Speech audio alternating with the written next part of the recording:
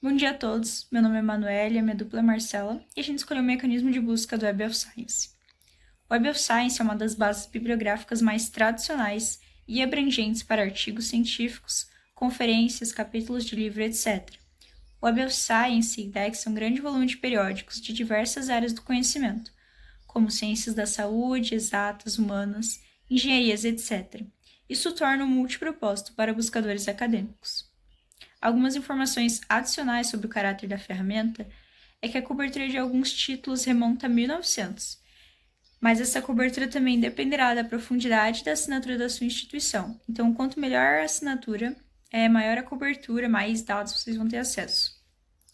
O Web of Science declara mais de 235 milhões de registros de metadados. O que são esses metadados? Por exemplo, quando um artigo cita outro artigo, o site vai criar um link entre esses dois e vai salvar isso como metadado. Campo de busca. Ao entrar utilizando o link de acesso do CAF da CAPES, o usuário é levado diretamente para o campo de busca, sendo bem intuitivo e de fácil acesso. O campo de busca é dividido em pesquisa inteligente e pesquisa avançada. A pesquisa inteligente é aquela busca mais simples, onde a gente não usa os coringas. Então, pesquisa-se um título ou um termo e o resultado da pesquisa mostrará diversos artigos relacionados com o que o usuário digitou. Como o Web of Science agora faz parte de uma base de dados maior, a Clarivate, ao utilizar a pesquisa inteligente, é possível escolher entre buscar apenas por dados do Web of Science ou procurar dentro de todas as bases de dados da Clarivate. Também, na pesquisa inteligente, tem a opção de filtros, como ano de publicação, tipo de documento, autores. Aqui, então, é a interface.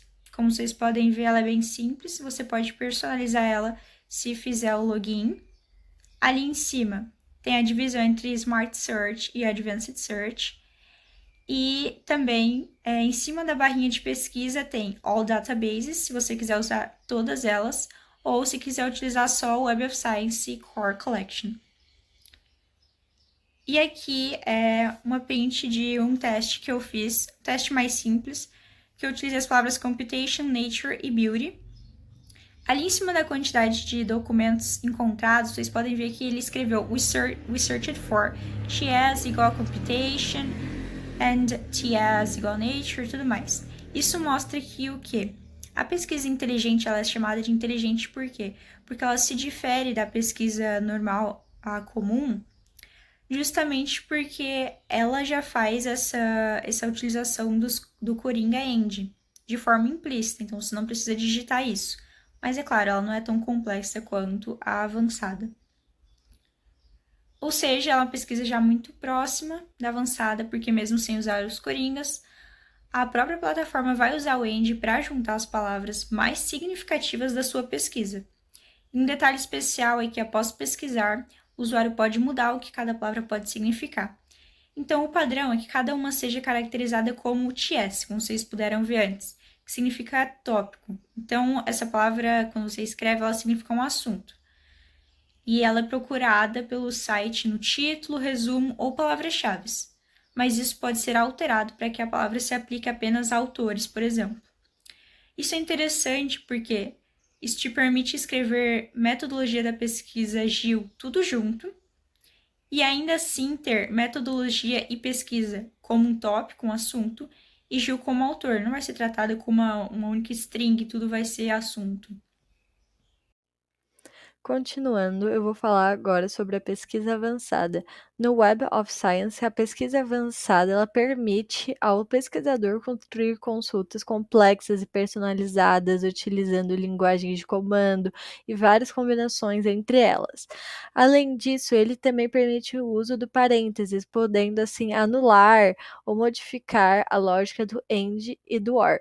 Além disso, ele tem como objetivo alcançar a máxima precisão das pesquisas, seja para os registros indexados, artigos científicos, melhorando muito assim a qualidade da sua busca científica.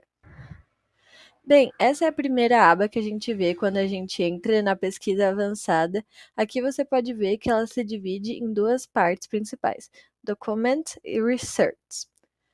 Em relação ao documento, ele é mais focado na busca sobre artigos, atas de conferência, capítulos de livros e assim por diante. Enquanto que os research são mais focados ao autor, à editora, à instituição e assim por diante. Sobre o field search, ele funciona da seguinte maneira: você possui vários tópicos com a descrição ao lado que você pode preencher com base no que você escolheu, como por exemplo título, autor, ano, data.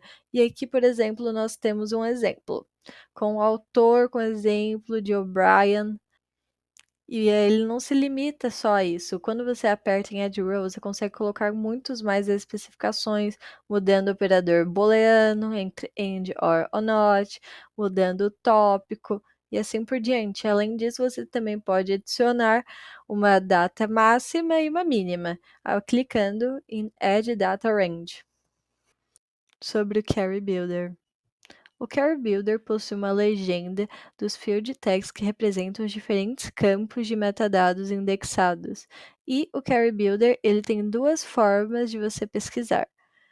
A primeira delas é muito similar à anterior, você escolhe um tópico, completa e ali embaixo aparece a forma padrão escrita dele. Como, por exemplo, vocês estão vendo aqui com Water Consume, e aqui também eu adicionando mais o ano para a pesquisa. Porém, essa não é a única forma de pesquisa. Como eu havia dito, a segunda forma de pesquisa é você realmente escrever diretamente já. E com isso você pode alterar a ordem dos parênteses, podendo assim mudar a busca, como vamos ver adiante. Sobre a lógica dos parênteses. Bem, a regra dos parênteses diz que a operação dentro do parênteses mais interno é que possui prioridade. Mas se não há parênteses mais interno, a regra continua a dos operadores booleanos, sendo o AND tendo prioridade na execução do que o OR. Porém, com o uso dos parênteses, isso pode mudar, como o exemplo dado aqui. O Game and Multiplayer or FPS, or FPS estão dentro do parênteses mais interno, logo esse OR vai ter maior prioridade. E aqui foi uma comparação realizada onde eu estou comparando a pesquisa com o OR com prioridade e o OR sem prioridade. Logo, podemos perceber que o OR com prioridade, com os parênteses, ele fica muito mais nichado. É a lógica das aspas. Elas servem para buscar uma frase exata. No caso, elas garantem que as palavras apareçam juntas e na mesma ordem que você digitou. Aqui eu trouxe um exemplo para mostrar que realmente as aspas, elas nicham mais, elas delimitam mais como realmente deve ser a pesquisa. Sobre a lógica do asterisco e do ponto de interrogação. O asterisco, ele serve para substituir zero ou mais caracteres.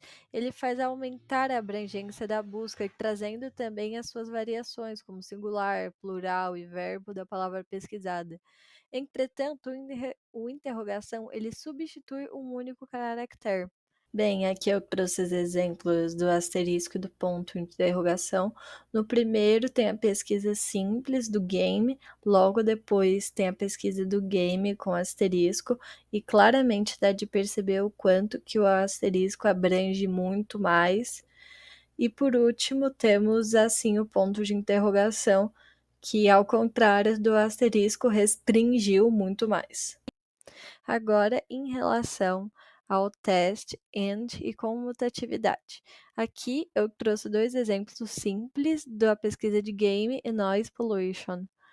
Aqui eu trouxe um exemplo invertendo game e noise pollution de posição, provando assim que não importa a ordem, ambos ainda dão os mesmos resultados. E a mesma coisa agora é comprovada com o OR, que realmente não importa a ordem de qual vai primeiro, a pesquisa irá continuar dando os mesmos resultados. Sobre a lógica da hashtag, a hashtag é usada para chamar e referenciar o seu histórico. Ela tem a funcionalidade de facilitar na hora que tu for escrever, sem ter que ficar sempre reescrevendo as mesmas coisas. Aqui eu trouxe o exemplo só para confirmar que entre referenciar usando a hashtag e escrever por extenso, retorna-se a mesma busca. Agora eu vou falar um pouco sobre Cite Reference. O Cite Reference ele é usado quando você busca por artigos que citam um artigo específico de seu interesse. E funciona mais ou menos assim, como todos os outros, você escolhe o seu tópico, preenche o tópico com as informações ao lado e busca. É muito simples.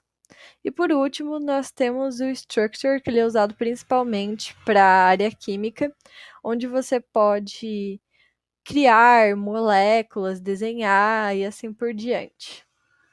Agora falando um pouco sobre os Richards, é bem simples, você coloca o nome, o último nome, pode adicionar variantes, nomes de variantes e é simplesmente pesquisa. Bem, esse foi o nosso trabalho, espero que tenham gostado e muito obrigada.